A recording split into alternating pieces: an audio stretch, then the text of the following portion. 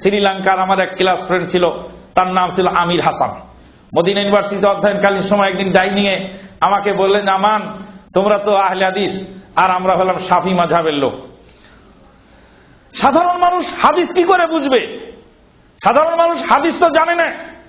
তা আমি বললাম, সাধারণ মানুষ তো হাদিস জানে না, সাধারণ মানুষ তো ইমাম শাফি রহমাতুল্লাহর মাসলাটা খুব জানে।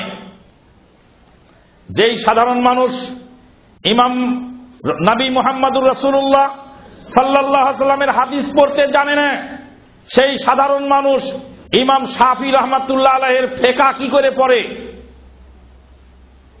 বলে আলেমদেরকে জিজ্ঞাসা করে জেনে নেয় যে আমার মাযহাবে কি আছে। যে আলেমকে জিজ্ঞেস করে আমার মাযহাবে কি আছে, সে আলেমকে জিজ্ঞেস করবে আল্লাহর নবীর হাদিসে কি আছে।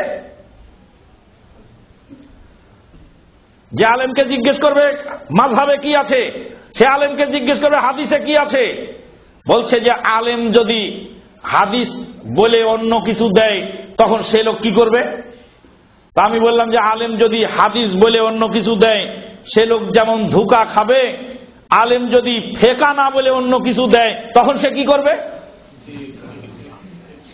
নিরুত্তর হয়ে ঠায় দাঁড়িয়ে রইল।